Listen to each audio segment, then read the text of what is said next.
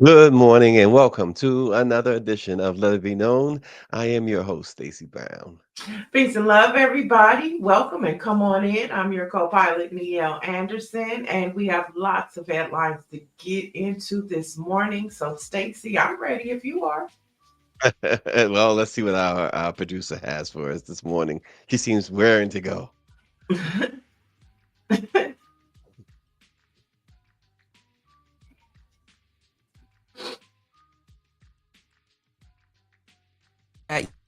Neurospicy. If you get diagnosed as an adult with autism, you will have to go down the list of your likes and dislikes. When I found out, girl, it wasn't unheard of that being touched makes me uncomfortable, being kissed makes me uncomfortable, that I don't understand sexuality the way everybody else does, as soon as everybody else does. There were so many things that I learned that if somebody would have told me when I was like 12, I went to the neurologist. She said, your brain is fried, you have to stop. So she spells out all these tendencies, socially awkward. No boyfriend ever knows that because they see me on stage. So they decide that because I can stand on a stage, that I'm very comfortable in social situations. So I go and tell this gentleman that I'm dating that I am autistic. His response was, I have a nephew who's autistic and he doesn't act like you. And I was just like, damn. I really didn't want you to say that. Wow.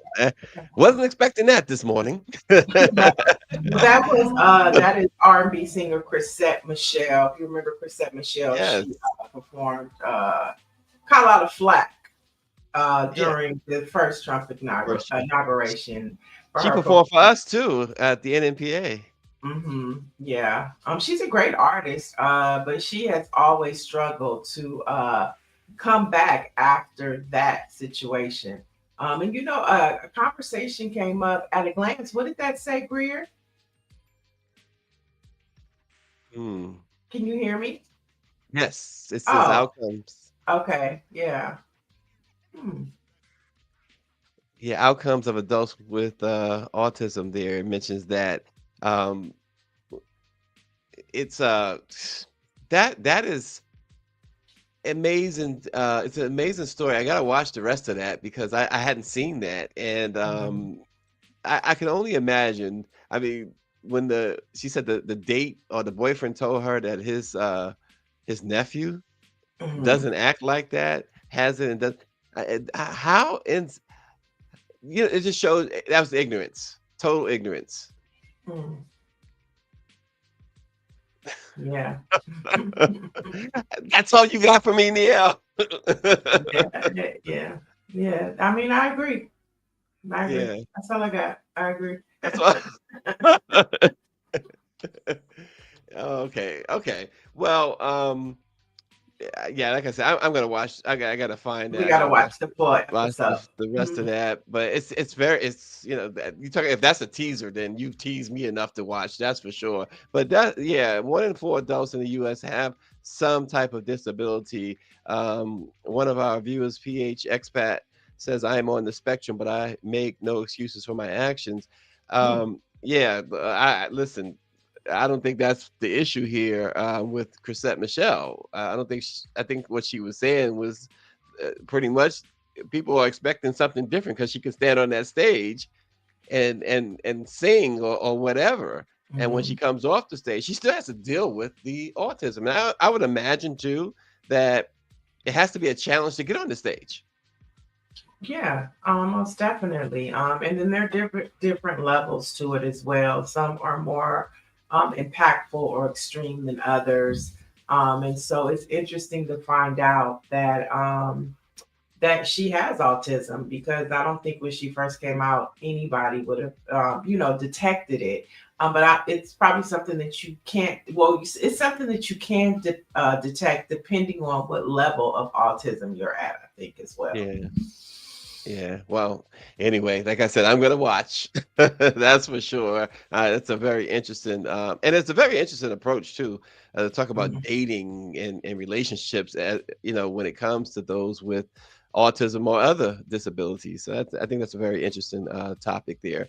For sure. Neil, a jury has found former Illinois Sheriff Deputy guilty of second-degree murder in the fatal shooting of Sonia Massey. The trial began last week for Sean Grayson, the former Sangamon County deputy in the fatal shooting of Sonia back in July of 2024 after she called 911 to report a possible intruder at her home in Illinois. He had been charged with a total of 3 counts in connection with the death: first-degree murder, aggravated battery with a firearm, and official misconduct. But the jury settled on second-degree murder, which carries a minimum sentence of 4 years. So this officer may very well not serve much time at all. Yeah, I think the maximum is 20, minimum. He's not sentenced until I think the first of the year. But her father spoke out yesterday, James Wilburn, and he said, "We got partial justice. We didn't get complete justice. That's what we wanted." And so, I mean, with these types of cases, I don't think that there is no amount of justice that you can receive because your loved one can't come back. And that's the tough part about it. Yeah, it is. And Attorney Ben Crump was talking about this pretty much the same thing. What I was thinking is like, why not first degree here? Because again, the second degree, he is not going to see much time at all when he is sentenced. The sentence is January the 29th, but he will not, more than likely, I should say, not see much time. I'd be surprised if they gave him more than the minimum. Mm. Well, at this point in the game, sometime is better than no time. And a guilty verdict does, say that he committed a crime. And at the minimum, that's what we needed. Because we know under this Trump administration that, Proud Boys, police officers, and anything that will attack a person of color is justified in this nation right now. Well, yeah, exactly. Say no more. Speaking of another case involving a Black woman, the attorneys for the family of Shanquella Robinson are calling out the United States government after 3 years after her death in Mexico that continues to be shrouded in mystery. The attorneys for the family are calling out the government saying that, hey, what's going on? Why haven't you done anything? It's the anniversary of her death. She was 25 years old from North Carolina and was on vacation with 6 friends, if you guys remember, back in October of 2022. And Ben Crump and Sue Ann Robinson called on the FBI to release more information into the investigation of this transnational case. So they want to know what's happening. For sure. Yeah, justice for Shanquella. My friend, attorney Sue Ann Robinson, was representing, is representing the family, and she was the one that started the push for justice. And we were able to find out who the individuals were that were with her at the resort. So there has been some slow developments to this case. But at the end of the day, I think it's really going to be hard to get justice for Shanquella because it is in a foreign country. I see Orange said, yeah, I totally disagree. How long must we say at least he is guilty? Well, at least it's not guilty. At least it's not guilty. Right. At least it's not guilty. Yeah. At least it's not guilty. Yeah, I get his point. I'm sure you get his point too. I mean, I get his point, but and at least it's on record because people could use his case to cite their case, as a reference point to, God forbid something like this happens again. I'm not saying that, she received 100% justice, but how would you feel if the verdict would have been not guilty? Right, and sentencing again. I keep going back to sentencing because you just said case reference, and this is a big part of the judicial system when it's time to sentence. They go on case reference a lot, and that's pretty much. We've talked about the Diddy trial in the past, and that's what they were harping on as well. When you have that case history. I forget what is it called. It was David Youngblood, but there's a term for that. But nonetheless, judges they go back and they allow precedent Mhm. to drive what they're going to do as far as sentencing is concerned. But you're right. You have that reference there that, okay, this guy didn't get away with it. Other attorneys in other cases can argue, and there's got to be plenty more. Not Discovery, Dr. Marilyn, but I'm talking about when he's making the decision and he has to go. The judge goes back to look at previous cases, but nonetheless, this will happen again. It'll continue to happen. There's a video going around now, and kudos to the Baltimore Police Department, who immediately took action. This cop, I don't know how many seen that, but this cop just pulled up on two black guys. One of them he just started to harass, and the guy started walking away. He tried to run him down with his car, all caught on somebody's video. This other young man made sure he recorded everything, and immediately they suspended him, and they are probably going to terminate him and bring charges against him. They've acted swiftly, and I think it's in part, and probably a large part, because of the leadership of Mayor Brandon Scott and folks like that in Baltimore. Yeah. So I mean, I agree with you, Orange. And two things can be right at the same time. It's not enough, but thank God there was some sort of justice, like the father said. But at the end of the day, it's not going to bring your loved ones back. Same thing with Shanquilla. It's sad, but this is the state of affairs that we're in. Yeah, it is the state of And a affairs. lot of times, just a quick brief, a lot of times Mhm. the work of justice helps the family heal. That's part of their healing process, that they follow it through. And then that's where, unfortunately, pain turns into activism. And you find a Mhm. lot of that, and I'm bringing that up, you find a lot of that in like Black Lives Matter. A lot of the families turn their pain into chapters. A Mhm. lot of pain and death turns it into advocacy and changing of policy, like Waukesha's law that just passed here in California. Mhm. And so, it's just the cycle of the Black experience in this country. Sad to say. Yeah, yeah, it really is. Whew. It's you didn't say a whole lot, but you said a lot. Yeah. And Orange is right. Watched the police union fight to get his job back. Yeah, and that's part of the problem with policing in America. He can go. He might not be able to get a job back in the city that he's in, but he can go to another town, another county, another state, and still become a police officer. That's problematic. That is very problematic.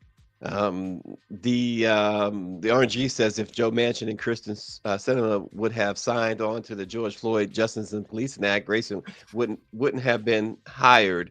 Absolutely, another great point. Mhm. And of course, those two turncoats. Need we say more?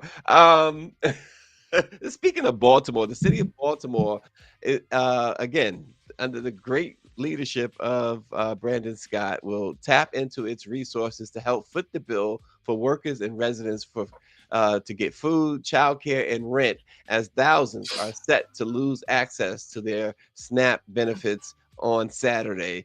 The city of Baltimore said that they just can't sit idly by and watch this happen. And so Mayor Brandon Scott announced that the city's going to use almost $5 million to help plug the gaps here. So good for them. Yeah, San Francisco is another state, and I mean another city. And I think you'll see a lot more cities and states step up for their constituents, their residents, to combat what's happening. And Stacey, I've been talking about this for a minute. Politics are really going to be in the hands of local and state elected officials to keep, this country moving forward and, help people, as this Trump administration just doesn't give a damn.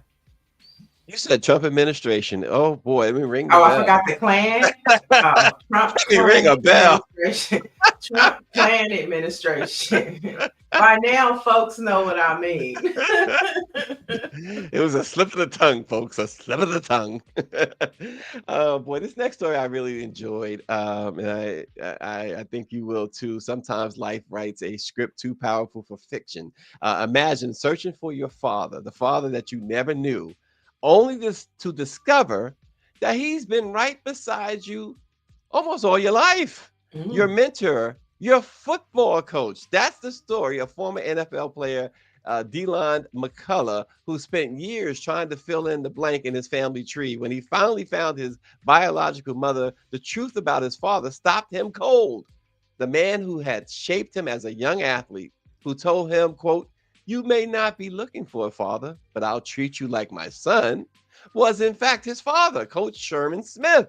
Both men shared almost identical journeys to Niel. They were both star players at Miami University, NFL running backs, coaches, and even both appeared in the Super Bowl. And both careers ended with the same injury, and neither knew that destiny had already tied them together. What a story! They recently found out that that's his father. He had been looking Mm. for his father all his life.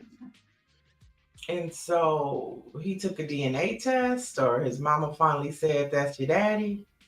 What happened was, it's a great question, and the answer is amazing because somehow they were looking through photos, is how I heard the story, and realized that his mother was in a lot of the photos that his dad had. Hmm.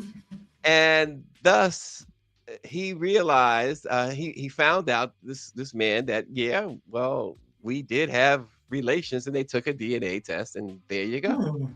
Hmm. It was too Wow. many coincidences what they was finding. It was just too, and then the pictures really threw them into a tizzy, and they were like, let's figure this out. And That's he a had been great treating them. story. Is his mom Yeah, still alive? so they're looking. What I understand is that they're looking for the mom now, because Okay, what so happened? He was okay, adopted. okay, thank you. Okay. Yeah, maybe Greer has more. Let's see. Yeah, she said that's too many coincidences. But the thing about it is, this guy said he'd been looking for his father all his life. I mean, I'm pretty sure he was if he didn't know his mama or his daddy. Well, it's such a cool story. Even though the conspiracy theorist herself said Oh, that I don't think. Oh, go ahead. What is she saying? What's this she conspiracy theorist saying? she says he knew that was his son. Well, I mean, if he didn't know who his mother or father is, I'll give him the benefit of the doubt. Now, if okay, wait a minute. You said he had pictures of They the found mother, some, but he doesn't right. know who his mother is. Well, he knew he was at birth. I think he may have been. He was young when he was separated from his parents. Obviously he was of age where he would know a picture of his mom or someone who looks like his mom, because that's So what his the is his story is. mother dead? I'm I don't think confused. his mother's dead. I don't think his mother's dead. I think that they are now looking for the mom as well. Okay. Yeah, I'm not Okay. sure if she's dead or not. Let me put it that way. But Okay. what I So understand is that they're looking for her now. so he was separated from his mother at an early age. So he Mother and wasn't raised father. with a mother and father, and he was Yes. raised in foster care. He was raised in foster care. Okay. Exactly. Okay. And so when the man pulled out the pictures, he recognized his mother. He saw someone who looked like his mother, Okay. and they went on from there. But again, the conspiracy theorists say that he knew all along. The father The knew all father along. knew all along. Yeah. No, if he was in foster care, I mean, I don't Yeah. know. He was That adopted. He was I mean, adopted. it's a beautiful story to be reconnected with your bloodline. It's a beautiful story. Oh, but they But were never there, disconnected. Is the theme here is that they really was never disconnected. He just didn't know.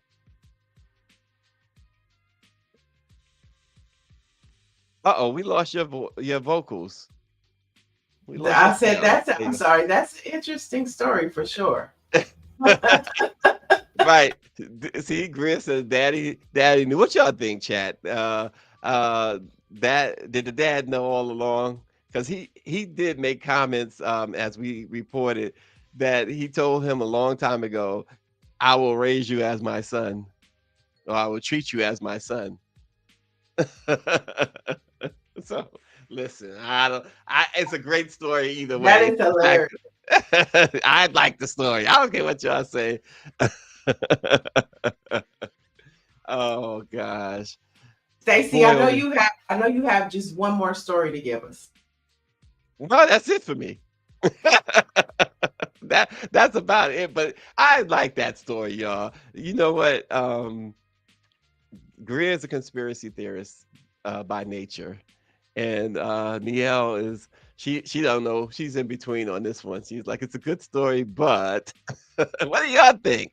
Expat says my brother got hit with child support for a kid he had no clue he had. DNA proved, so he stood up. Not all men know.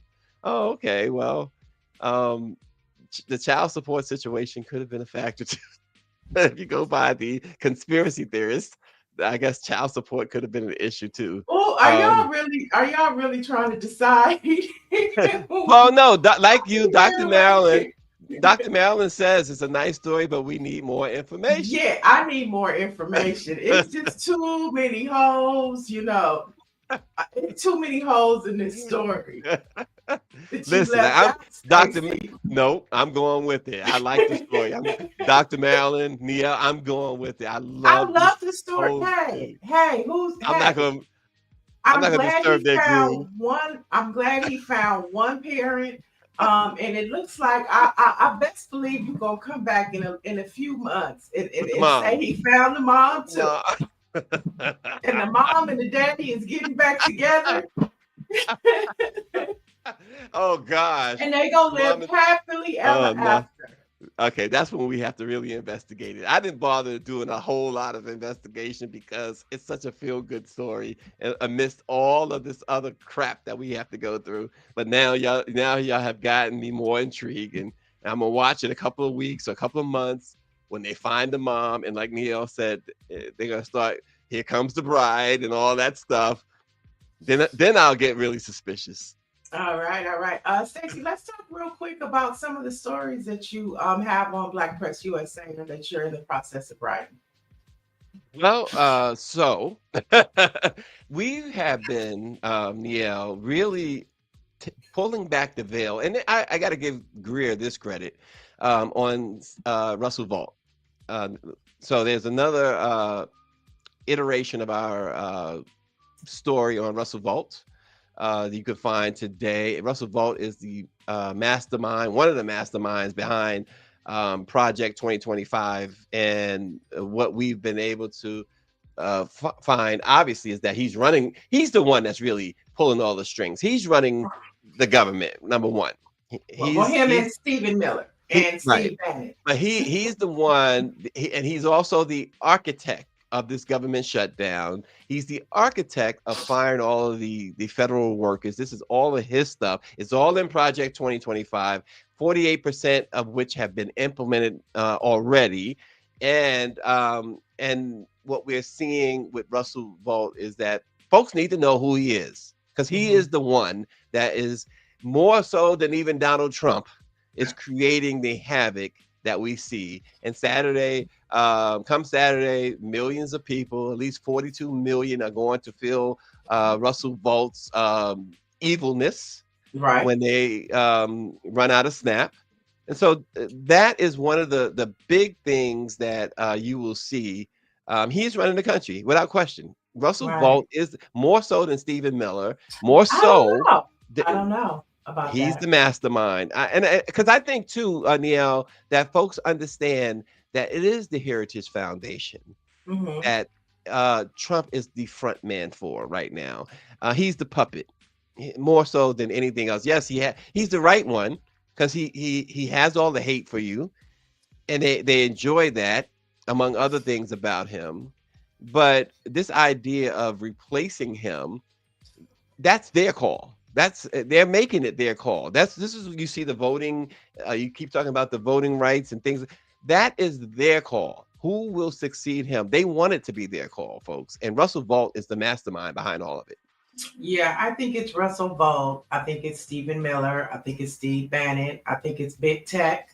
And I also think that it is Jared Kushner. I think it is a mixture depending on what the agenda is for Donald Trump. I believe that the Heritage Foundation, of course, is structurally, tearing apart the fabric of our agencies, our foundation and institutions. But I also believe that there are other components like the white nationalists, which is, which is the Stephen Miller, Stephen Bannon. And then I think it's the greed, which is Jared Kushner and Big Tech. I think it is a perfect, in the words of Stacey Lattisaw, it's a perfect combination. She went to Stacey Lattisaw. How about throwing in Johnny Gill too? Oh yeah, My, perfect my, my. combination. Well, yeah, it's a perfect combination. Yeah. He Well, has it all together. we also on Black Press USA, you'll find about more about the 25 states who are suing Donald Trump for the SNAP, and also what Mackenzie Scott's doing. We can't say enough about what she's doing for HBCUs and really Black causes. Right. And I read an article that Keith Ellison, former Congress member and Attorney General, he's leading the charge for these states that are suing for SNAP. And I think that's just another example of why representation matters, because we see white folks don't care, but representation cares. Yeah. Yeah. There are some white folks who care. I'll say that. I mean, yeah. We have allies. Just like there's some Black folks like Tim Scott, So I mean, they come on both sides, okay? Tim Scott. My gosh. But I think our guest is in, and so we have another episode of Voices for Change with Michael Payton. So let's take a look before we bring him in.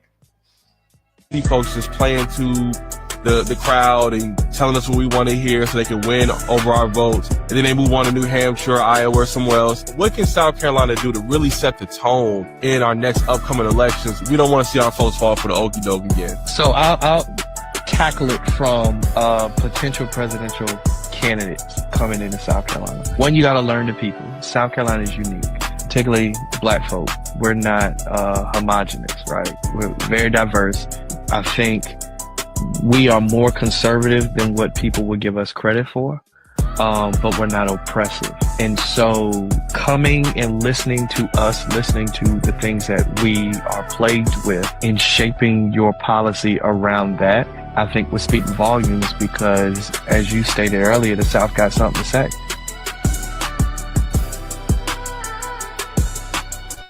All right. Let it be known, family. Welcome back, Michael Payton. Good morning. Good morning, Neil. Good morning, Stacey. How y'all doing this lovely morning? Doing good, Michael. Good to see you again. Good to see you. Yeah. It's so good to see Voices of Change when we have, Stacey and I have conversations about Black men and their space in this political space. And Michael, we've even had conversations of, the conversation of Black men and where they fall in line with politics and why they resonate, or this conversation about them resonating with the Trump administration. And so talk to us. That was South Carolina Rep Hamilton Grant. Talk to us about some of the things that you Black men were talking about. Well, we were talking about, jobs. We were talking about business. Grant, Representative Grant is a, small business owner and business leader in his communities as well. And, we were talking about how do we actually outreach to Black folks, Black men in particular, not just through those traditional channels, not just through holding these big town halls and rallies, but, going into barbershops, going into, smoke cigars with veterans and Black veterans, and just having real conversations. I think that Black men right now, we're at a place where we understand the assignment. Like, Black men are the number 2 most loyal voting bloc behind Black women for the Democratic Party. But I think that a lot of brothers are looking at what's, been happening over the last, especially a decade or so. And it's like, well, you know, where is all this going? We keep hearing the same rhetoric, we keep hearing the same old promises and stuff, and we don't really see anything really happening for us. Everyone else seems to be getting their just due, or at least getting their you know, voices elevated, and it's almost like we have to, you know, like we're not being heard, we're not being spoken to in a way. So I think that what we're trying to do with Vision for a Change is not, you know, obviously we're not just talking to Black men, but I think we really want to talk to people who feel like they have not been included in the conversation, and that goes for Black men and some Black women and people in general, right? Like folks feel like, you know, they're looking at everything that's going on. I mean, I just heard y'all speaking about it. Folks are losing their benefits. You have, you know, military folks who aren't going to get getting their paychecks. You got, I mean, Lord, I was just traveling over the last week or so, and just the idea of flying without, you know, really knowing that, is there TS, you know, is there air traffic controller? Like, this is ridiculous, and it really impacts everybody. And I think now is the time we need to start having these conversations. Like, this is why, as you said, Neil, representation matters, and this is why government matters. This is why we have to be engaged and be involved, and hopefully we bring more people in with these conversations that we're having. Are you finding all that you just said? Are you finding that it's, let me put it this way, are you understanding in any way why some Black folks, some Black men start to support the other side of this argument? When I say the other side, obviously I'm talking about Donald Trump. Right. You know, as a you know, as a person who really follows this stuff, it's hard for me to really like justify sometimes. Like, you really support, no, that's what I want you to speak. You know, to. like, you really support. You really. But at the same time, I will say this: I do think that there is a vacuum, right? And when you're not being, you know, and let's be clear, as I've said, you know, Black men are the number 2 voting block behind Black women. We're very, very low, and even I know we have a lot of talk around, oh, Black men are going to Trump and this, you know, yeah. Sure, I think, you know, you can probably look at those numbers, and I'm not a statistician, but I feel like those numbers are relatively marginal, but they're enough that if you start losing 4, 5, 6% of Black men in some of these key states or some of these key blocks, that's enough to swing an election in a way that we have what we have today, right? So you want to hold on to the folks that you have, because that's very essential for the one thing that you need to govern, which is win. We have to win. Right. And if you're alienating, if people feel alienated, if people don't feel heard, people don't feel listened to, then they start either sitting out or they start kind of like, you know what, I don't like, you know, he might be this, that, or third, but, you know, he does kind of make sense there, you know, and you start leaving that room open for people to even explore other options where, and listen, man, at the end of the day, it's a democracy. People got the right to vote for what they want to vote for. But at the end of the day, I think we know good and well, like what, I think it's almost cut and dry that like the other side is not looking out for your best interest. Hence, if you're a person right now that has to be on benefits, or if you just, you know, like I said, you could be a military person, or you could be working, for the airport. And right now you probably are looking at your paycheck and you ain't seeing nothing, you know, so it literally affects all of us. And I think it's just, you know, we have to start calling out the fact that, you know, I always believe that charity starts at home. And so I think that if we can look at our side and see what can we do to start bringing more people in, rather than, you know, hemorrhaging those fit folks that we need. I think those are conversations we got to have. Well, I mean, I think though that you can't ignore that this nation is in a state, especially for people of color, where neither party is doing us any justice right now. And when you look at Black men, they're the ones that don't find a space, you know, and I'll be the first to say it, you know, this movement with Black women lead, and if a Black woman runs for office, the Black man needs to step back because it's our time.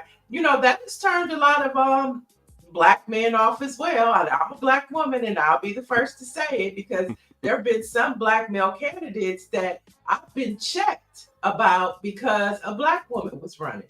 And how dare I? You know what I mean? So that conversation is there. But I think Orrin G brought up a good point. He said, my issue is we have the same old tired Black leadership.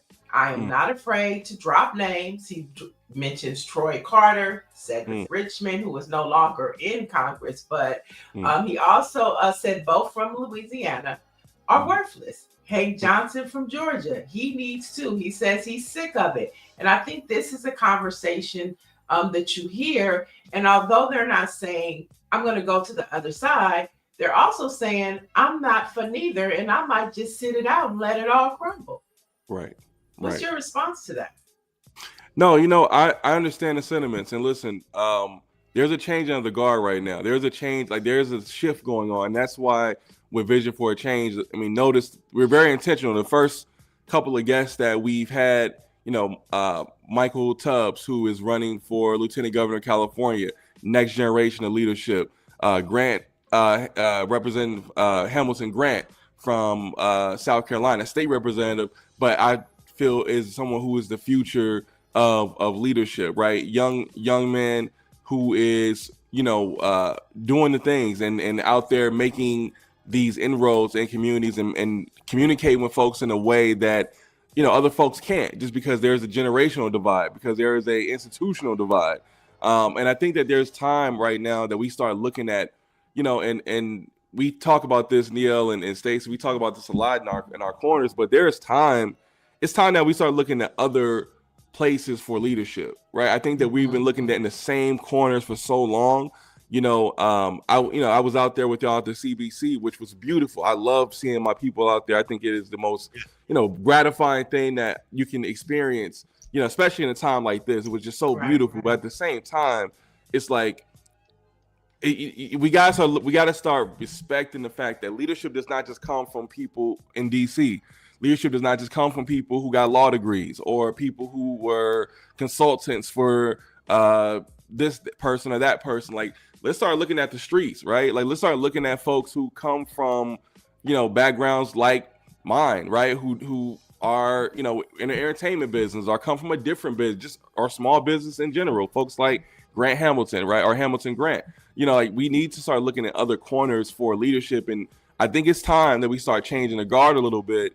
And I think you'll bring more people in, because right now folks are like, so these same lawyers going to help us. These same folks that lawyered our way into this situation is going like remember a lot of the same folks that we see here are the reason that, I'm not, again, it's not victim blaming, but some of the reasons that we're here today is because of the folks that are in power. Like, Like the folks that we've been letting in charge, like, well, y'all haven't done a lot. And I don't want to call out no names, but it's a lot of folks that's here because call out names. Listen, it's a lot of folks in leadership within the Democratic Party, black, white, what have you, that are just sitting there, rank and file, waiting for the next step of the ladder. Let's just be honest, right? They're that, and they could really, not saying they don't care, but it's just like they care a little more about their job security. They care a little more about their clout and being able to be at the cocktail parties and. And it's like we need that. That needs to be over with. We need to be focusing on the people. We need less politicians. We need more statesmen. We need more servants. Well, it's like Nancy Wall wrote in. She says people have to understand that it's about policies versus a party. 100%. Yeah, that's what I was talking about when we were talking earlier about how Sonia Massey's family, and taking their pain and turning it into activism. And then you get policies like Waukesha's Law that just happened here in California, or you get the Justice for George Floyd Act, although it didn't pass, that came out of and from the people. And so, and to that point too, you were talking about change. I think that's why Mamdani resonates so much, not just in New York, but people are paying attention to that election because it's something new, it's something different, and he's unapologetic. He is unapologetic. He's not afraid of the right or the left, and he has his party coming at him. And so when we talk about something new, I think all eyes should be on New York and what's happening there with Mamdani. What are your thoughts on the New York race?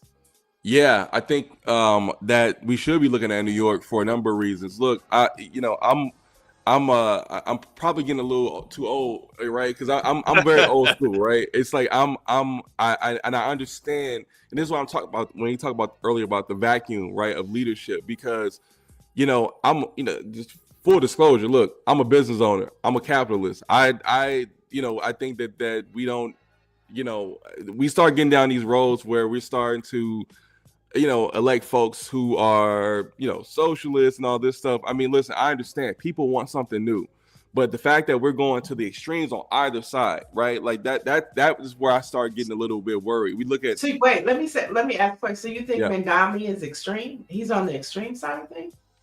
I mean, I think that it's a little out of the norm. I mean, I think you look at at our side, right? And you have the Mondavis, the AOCs, that side. And you look at their side, they have the Trumps, the Marjorie Taylor Greens, and I'm not necessarily putting them in the same category, but I am saying that I think that there's a space right now. There's a vacuum right now for people who just feel like, common sense. Where is common sense? Like, I don't think that most people are feeling like they're being heard by either side. Right, whether that's the far left, the far right, and those unfortunately, I guess those are the voices that are the loudest. You know why? Because it's controversial. It is different. It is a little, out of the norm. So people are kind of like, oh, what is this? That's why you see people on the right. I mean, people are flirting with straight up fascism. I mean, let's just call it what it is. This is straight up what we're seeing with folks in the streets and ICE. This is. I won't say it's full on fascism, but this is definitely flirting and coming right there at it. And when you talk about, it's full on. Well, I mean, listen, I mean, we can look at the definition, but I mean, we're here we are, right? And you look at what we see on the left a little bit, and it's like we're flirting with the idea of like, well, let's just give money to everybody. Let's just do, and it's like I get it because our people are hurting and people are looking for different things that are going to not be the norm, right? And I get it, but I do think that there's a space here for common sense that's just not being spoke to, because again, we live in this social media area where if it bleeds, it leads. So I get it. I'm very, very interested in the New York race as someone who lived in New York for a while and consider myself a carpetbagger New Yorker. I'm interested in seeing it. I'm not. I'm a little more cautious than maybe most folks, probably my age, but I think that folks are just hungry for a change, and it just shows that people are tired of the okie doke. But what that is, does that look like socialism? I don't know. Does it look like fascism? Hell no, it should not be fascism. So it's like, what are we, what are we doing? What's the alternatives? And I think we're just in that period of great exploration. So New York is in a dilemma, right? I mean, you got socialists, and then you got Cuomo, who has everybody, it seems, from the right wing to the left in his pockets. He's going to be beholden to so many different entities. Right. So where do you go if you're a New Yorker? What do they do, Michael? Well, at the end of the day, I think when you're mayor, I mean, listen, politicians, and this goes back to what I said earlier about why we need to look for alternatives and new people in leadership. And to your point, Neo, right? Mondavi, it does represent that. He's not, you can't say he's a traditional politician at all. And I think for that, there is something to be said. But also, when you're mayor, there's also something to be said about also experience too, and knowing, it's about the trash getting picked up and public safety and like these very basic things that I think that some folks may feel like, okay, well, are we going to go too far with this sideway? What's going to happen, right? Like, and then I'm sure because it looks like he's going to win. Mondavi, I'm sure he'll probably end up doing a great job. We'll see, right? But I think there's some hesitation with some folks, like, well, what is change is scary. Change is scary for a lot of folks. So I mean, there was hesitation with Barack Obama. Sure. Who was this person? I think if Mandami builds a strong team around him, just because he's a socialist doesn't mean that he's going to hire all socialists. You know what I mean? Look at AOC and what she's doing on the Hill. So I think that we can't be afraid of change, but we know for a fact that this nation needs a change.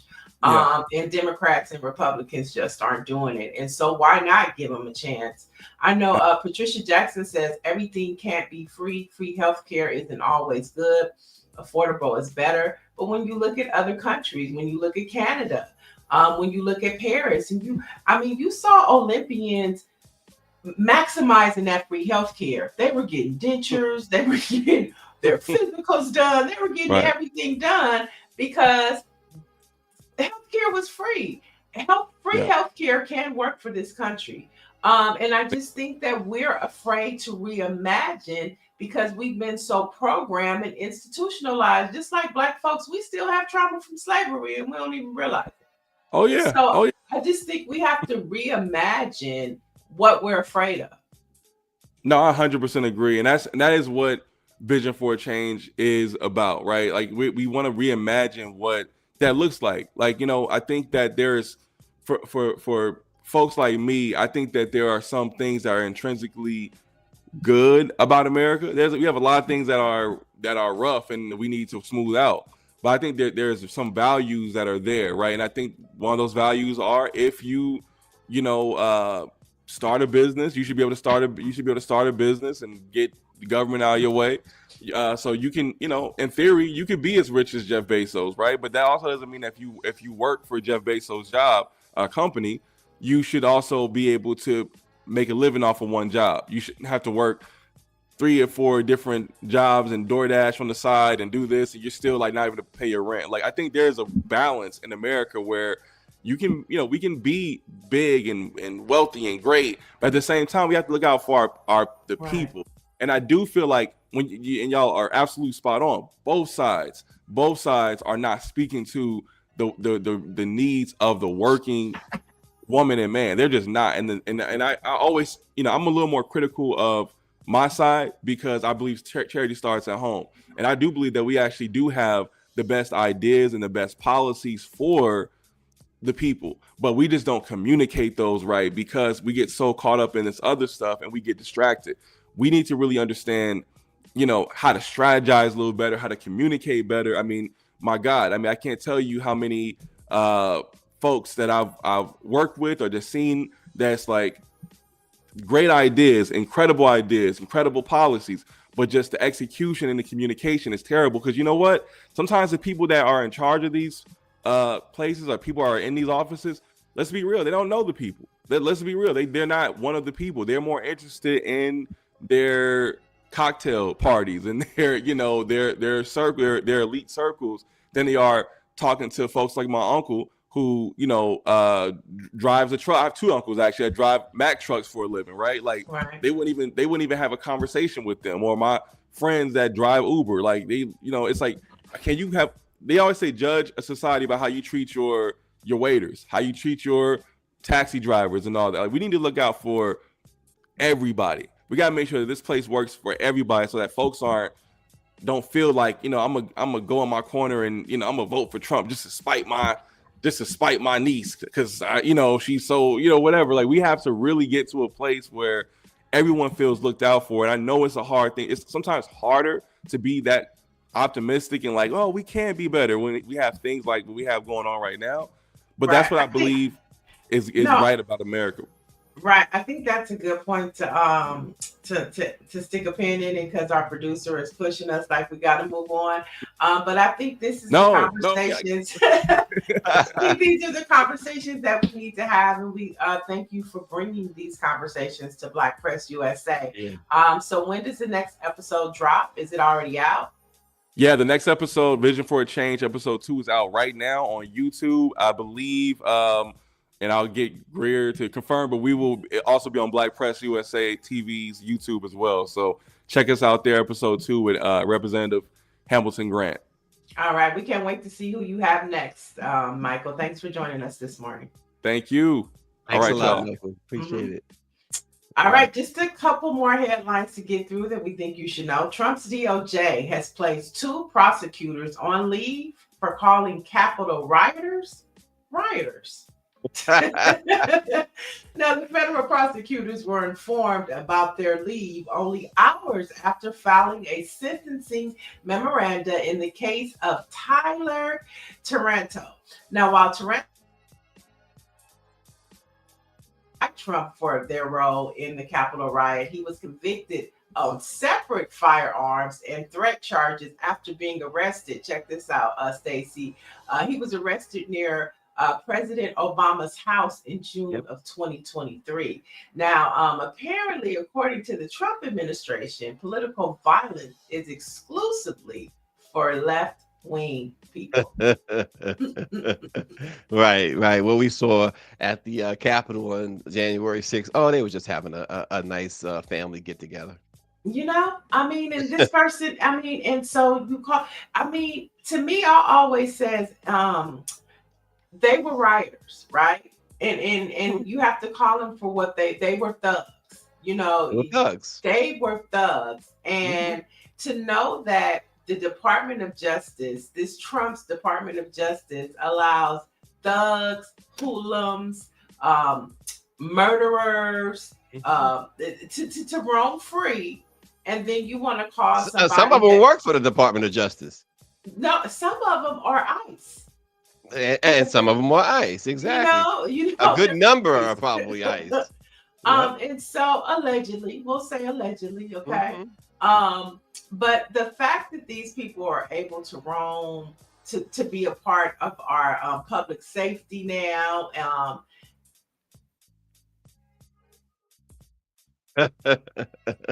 Yep. And several of them, I don't know exactly how many, but I know the number is growing, that he pardoned, have been reincarcerated or charged with other crimes since. I mean, look at that. That is who Russell Vought, Donald Trump and his administration, that is America to them. That picture we're looking at right now. There you go. And look, there's no women. Women aren't included. People of color aren't included. Just white men. That is the America that Donald Trump is standing on business for. And look, over half of them about to lose their SNAP benefits. So Dr. Joni says that's what you get when you have a convicted felon running the country. Yeah, listen, you are who you hang out with. Right. Now let's go to some HBCU news, because they're holding up the bloodstained banner. Hampton University gave Brexit the boot off of campus. As the HBCU says, the Black conservative organization did not meet the requirements to host the event.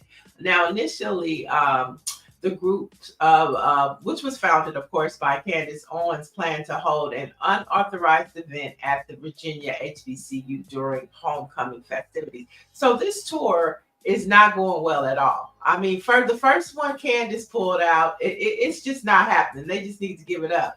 But according to the Griot, Hampton's campus police escorted members of Brexit off campus, saying that it never received permission to set up shop. Now, the school issued a statement calling the matter an issue of public safety.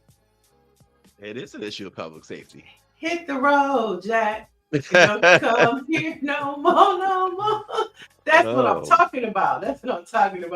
And finally, on a good note, the legacy of Rosa Parks will be forever remembered with a statue in the Alabama State Capitol in Montgomery. Now, NBC News is reporting that the monument holds another historic place beyond its remembrance of Rosa Parks. It will also become the first monument of a Black woman on the state capitol lawn. Nice, very nice. Better than putting Trump's face on the U.S. coin. And I'm surprised they didn't try to stop it. You know. Oh, they're not done yet, Neil. Let's not think that it's over with. And I think we also should continue to lift up the African American Smithsonian Museum. There's a lot going on still, and it's closed right now because of the shutdown, right? And so we don't know what they're in there doing and moving around and shuffling and all types of things. So we definitely should. And I know that Black Press USA has been monitoring that situation, and so continue to get the news at Black Press USA about the African American Smithsonian. Yeah, and continue to support Black Press USA any way you can. Some Black facts. On this date in 1974, the Rumble in the Jungle took place in Africa, where Muhammad Ali shocked the world with an 8th-round knockout of George Foreman to regain the heavyweight championship of the world. And if you've never seen the documentary When We Were Kings, folks, you missing out. Whether you're a boxing fan or a sports fan or not, watch that documentary if you haven't. It is one of the best documentaries I've ever seen. It came out in the 90s, but it is absolutely captures everything about the Ali Foreman fight, everything leading up to it, the aftermath, everything that you'd want to ever know about Don King, how he put that together with no money, just on being the slickster that he is. And he was able to put together at that time the biggest event in history. Oh, I'm sorry. Hey, we got a rumble in the chat right now. I'm sorry, I got but it's all one love. Brothers. It's all love. One love. Bob Marley. Listen. Look, he said, "Go play outside." Wait a minute. Wait, you know that. Or come on, y'all. You know that meme. You know that meme with Michael Jackson from Thriller, where he's eating the popcorn. That's me right now with this. Brothers got to straighten it out. Brothers got to work it out. Speaking of, I mean, that was perfect timing, though. Good one, Stacey. We got a rumble in the chat, and we remembering one of the best rumbles in United States history that took place in the motherland. I love it. Motherland. Yep. And my Black history fact, it's a sad one, but it's a reason for you to go and blast Run DMC today. Yes, 2 years ago. Yeah. What you say 2 years ago? 2 years ago, a friend of mine asked me to say some MC rhyme. So I said this rhyme. Now I'm about to say the rhyme was deaf, but then it went this way. Took a test to become an MC. Okay. So with that being said, today we remember the life, the legacy, and the contributions to the culture of Jam Master Jay of Run DMC. In 2002, he was murdered, of course, in his recording studio. But his legacy has left an imprint forever. And just an update, Ronald Washington, a childhood friend of Jam Master Jay, was found guilty of his murder in February of 2024. And Carl Jordan Jr., Jam Master Jay's godson, is a trigger man, and he was also found guilty. And there's one other individual who is waiting for trial at the top of next year. Sad because they were all connected, and Jam Master Jay knew his killers. So that's very sad. I was literally steps away, probably about 500 feet away when Jay was killed. I was visiting someone who lived, like I said, about 500 feet from the studio, and we didn't hear anything. We didn't know anything until I left finally, middle of the night, and saw some activity there. And quite honestly, I didn't even know that was his studio. But so all the activity there with the police and everything else, and realized a few hours later that Jay was there. That was his studio, and he was killed. And that's what was all the police activity was about. I went to his funeral and covered his funeral. And that's the first time I met Russell Simmons. Okay, nice. The contributions of Run DMC to hip hop are invaluable, right? And just him as a DJ and how, he wasn't, even though he didn't really rap, there was no Run DMC without Jam Master Jay, and so their contributions to the culture, to hip hop is undeniable. And so today, go blast your Run DMC. And put on your Adidas. Rock your Adidas. There you go. JMJ are the letters of his name, cutting and scratching all the aspects of his game. I love it. Now let's get back to this chat, okay? Orange D, knock it off, okay? Okay. She said, knock it off. off. Who else says that? I know who else says that. Knock it off. Folks, our Black-owned newspaper of the day is the Coria Eco Latino. It was founded in 2005, and the Coria Eco have amplified the voices of underserved Black and Brown communities in Columbus, Georgia, and its surrounding communities, reporting issues affecting their everyday lives without fear or favor. As the only bilingual publication in the Tri-City area, the Eco Latino made a conscious decision to report only local news, and its mission from the beginning has been to educate, enlighten, inform, empower, and inspire. So check out the Coria Eco. For sure, let's do that. Expat and Orangey, I want to see you guys here front and center tomorrow. Front and center. In the principal's office.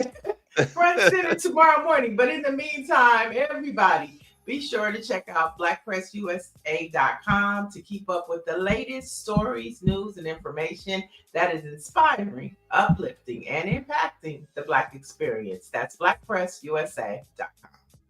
Absolutely. And folks, tomorrow's Friday, so we will see you then.